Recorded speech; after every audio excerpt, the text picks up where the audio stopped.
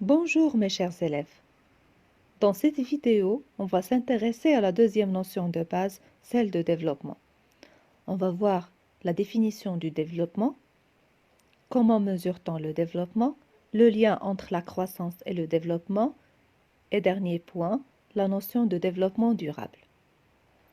Pour savoir la notion de développement ou définir le développement, je vous ai donné l'exemple des 30 glorieuses qu'a connu l'Europe, spécialement la France. Document 1, il représente une image de la France durant les 30 glorieuses. Et document 2, c'est un texte écrit par Jean Fourastier expliquant les 30 glorieuses.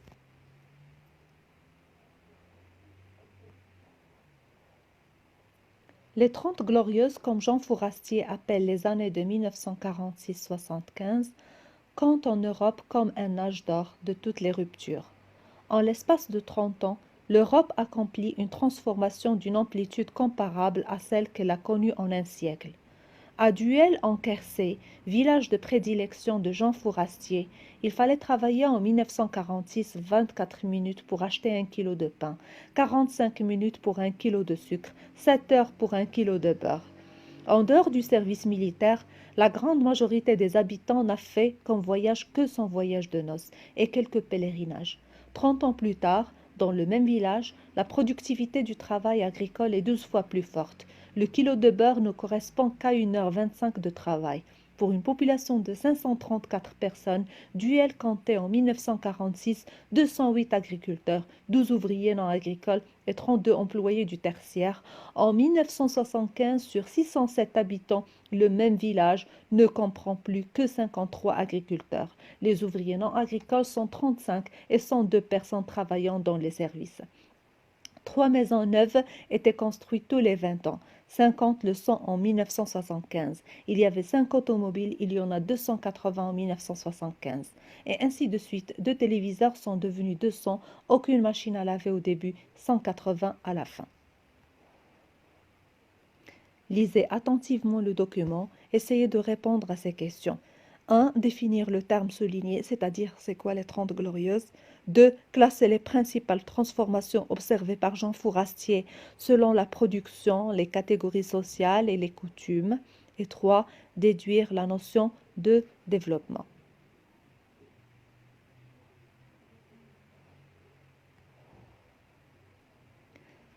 L'expression de 30 glorieuses désigne la période d'une trentaine d'années qui a suivi la fin de la Seconde Guerre mondiale en 1945 jusqu'au premier choc pétrolier 1973.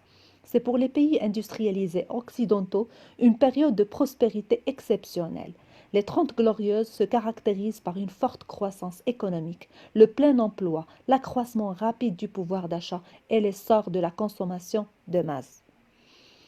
Deuxième question, les changements remarqués au niveau de production, c'est qu'il y a une augmentation de la productivité grâce à l'application du progrès technique. Au niveau des catégories sociales, on remarque la diminution du nombre d'agriculteurs et l'augmentation du nombre des ouvriers, surtout dans le secteur de production et de services. Au niveau des coutumes, grâce à l'apparition de nouveaux produits procurant plus de confort, ces derniers ont chamboulé les coutumes des citoyens.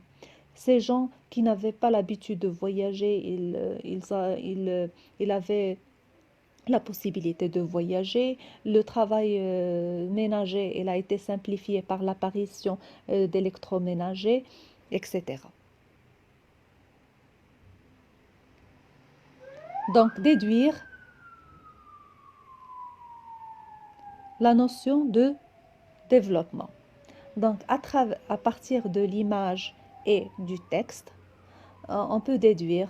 Donc, on assiste à l'augmentation, l'essor de la croissance économique. Et cette croissance, augmentation de richesse durant ces 30 années, elle a été accompagnée par un changement dans le mode de vie des citoyens et également dans leur bien-être. Donc ceci se voit à travers l'amélioration de leur nutrition, à travers le progrès technique qui a été introduit dans leur maison, il a facilité la tâche ménagère des femmes, le développement, l'amélioration des moyens de défoulement, tels que par exemple l'apparition des télévisions, l'augmentation, l'amélioration de leur style de vie à travers les voyages grâce à la production des automobiles. Donc, on peut déduire que le développement, c'est une croissance qui est accompagnée d'une meilleure satisfaction des besoins fondamentaux de la population et du bien-être de la population. C'est ce qui a été principalement senti durant les 30 glorieuses qu'a connues l'Europe.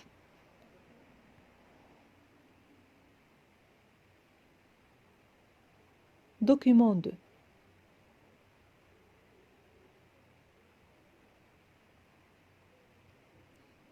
Le produit intérieur brut ne suffit pas pour apprécier pleinement la conjoncture économique et sociale d'un pays à un instant T. Pour estimer le bien-être d'une population, il faut également compter avec la façon dont les richesses matérielles et immatérielles sont distribuées. Tous les ans, le Programme des Nations Unies pour le développement calcule l'indice de développement humain, l'IDH, de chaque État du monde et classe les nations en fonction du score obtenu. L'IDH se calcule à travers la moyenne de trois indices. L'indice de revenu par tête, cet indice prend la valeur 1 pour le revenu par tête le plus élevé et 0 pour le revenu par tête le plus faible.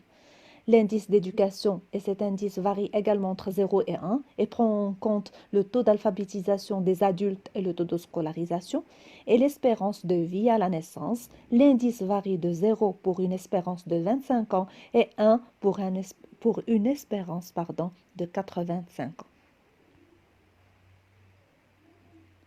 Document 3. Il représente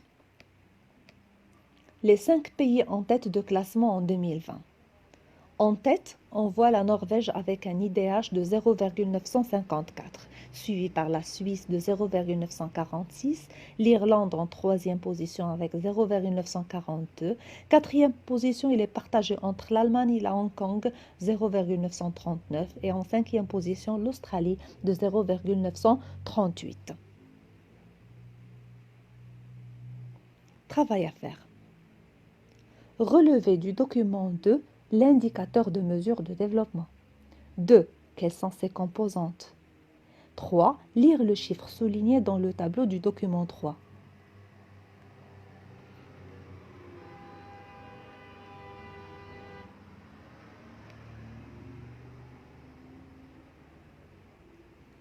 Solution. L'indicateur qui permet de mesurer le développement, c'est l'IDH. Il se compose de 3 critères.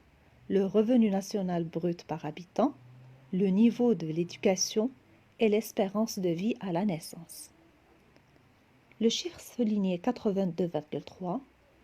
En Norvège, un individu peut espérer vivre à sa naissance 82,3 ans en moyenne.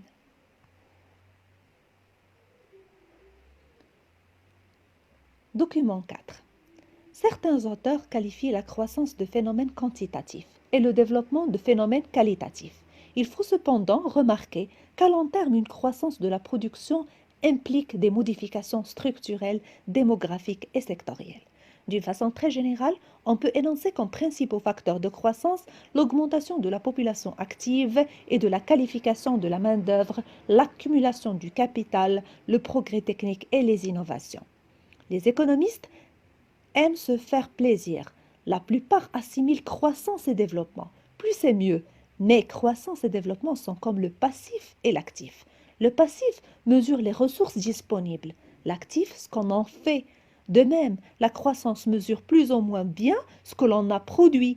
Le développement s'intéresse à l'usage qui en est fait et se pose la question de savoir si ces ressources supplémentaires, mais aussi les apports non quantifiables comme les réformes politiques ou sociales, ont amélioré ou non la vie de l'ensemble de la société.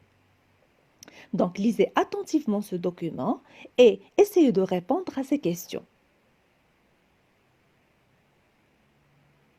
Travail à faire 1. Distinguer entre croissance et développement.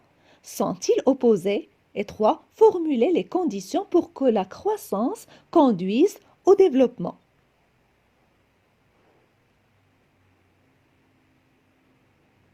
Solution. La croissance correspond à l'aspect quantitatif, alors que le développement correspond à l'aspect qualitatif. 2. Non, ce sont deux notions, c'est-à-dire la croissance et le développement sont-ils opposés? Non, ce sont deux notions liées car en principe la croissance engendre le développement. 3. Les conditions pour que la croissance conduise au développement. Premièrement, il faut une répartition équitable des richesses et que la société profite de ces richesses pour améliorer l'éducation de la santé et le bien-être de sa population.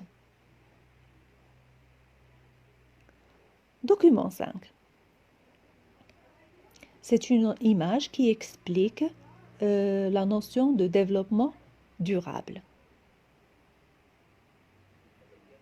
Donc, comme vous voyez, le développement durable se base sur l'intersection de trois volets, le volet économique, social et environnemental. Document 6. Le développement durable est apparu vers la fin des années 80 en vue d'apporter une solution durable à notre mode de vie, jugé inquiétant par un grand nombre d'experts et de scientifiques. 30 années après, les choses ont-elles bougé?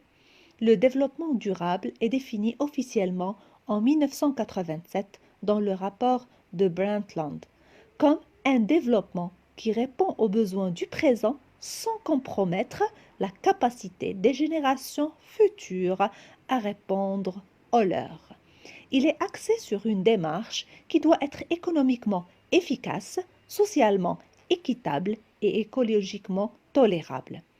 Ce contrat social planétaire connaîtra un succès considérable au fil des années.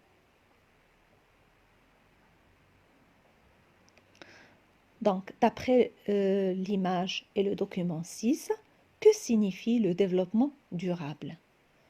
2. Quelle est la différence entre le développement et le développement durable?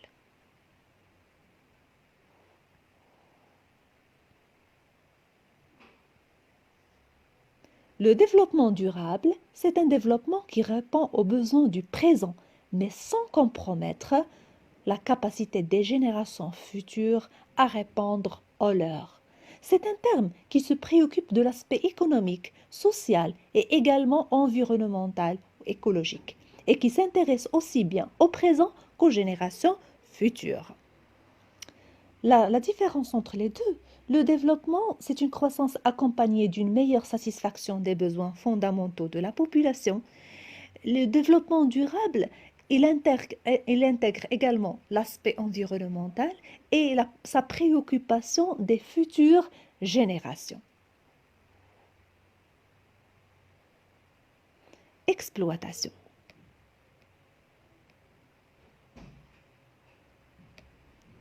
Le développement est l'ensemble des réformes sociales et économiques qui permettent l'apparition et la prolongation de la croissance économique ainsi que l'élévation de niveau de vie. Ou encore, le développement, c'est l'ensemble des changements structurels au niveau économique, social, culturel et politique qui accompagnent et entretiennent la croissance économique. Comment mesure-t-on le développement? Par le PIB par habitant. C'est la valeur du PIB divisée par le nombre d'habitants d'un pays. Mais il est plus efficace que le PIB pour mesurer le développement d'un pays. Cependant, il n'est qu'une moyenne, donc il ne permet pas de rendre compte des inégalités de revenus et de richesses au sein d'une population. C'est pour cela qu'on a adopté un autre indice, celui de l'IDH, l'indice de développement humain. Indice publié par les Nations Unies pour mesurer le développement social et culturel des pays du monde.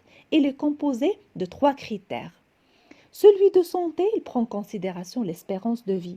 Celui de la scolarisation, la durée moyenne de scolarisation et la durée attendue de scolarisation.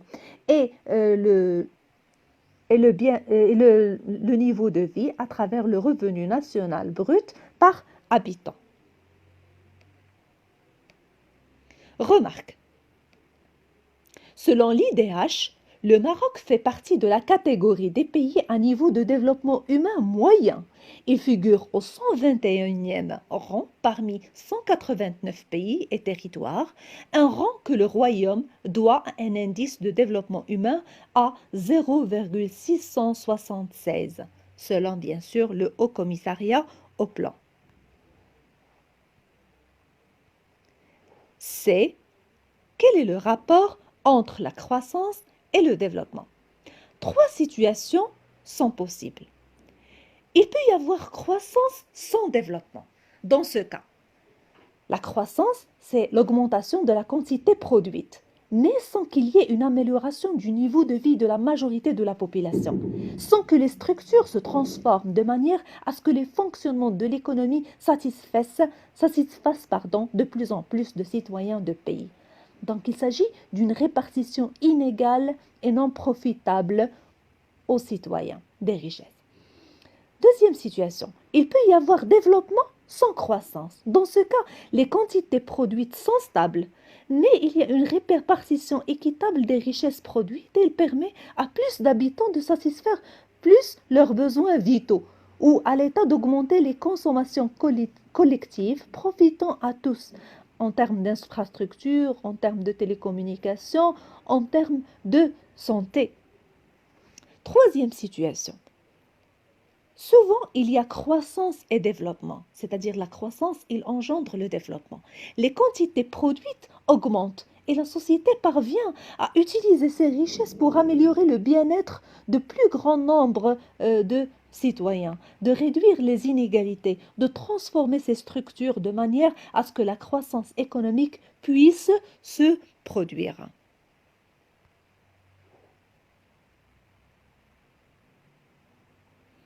Dernier point, la notion de développement durable.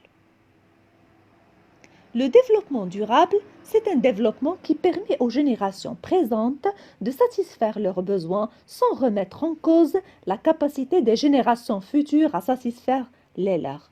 Le concept de développement durable intègre à la fois des préoccupations de développement de l'ensemble des sociétés des diverses régions du monde, l'équité sociale de protection du patrimoine planétaire, l'environnement et de solidarité vis-à-vis des générations futures. C'est-à-dire le développement durable, il s'articule principalement sur les trois volets économique, social et environnemental. Il s'intéresse au présent, mais il prend en considération les générations futures. Donc, sur ce, on arrive à la fin de cette vidéo.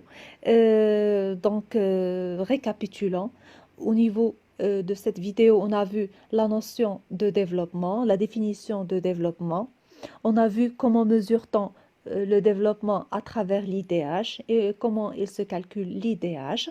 En troisième point, on a vu le lien entre la croissance et le développement. Et le dernier point, c'était la notion de développement durable.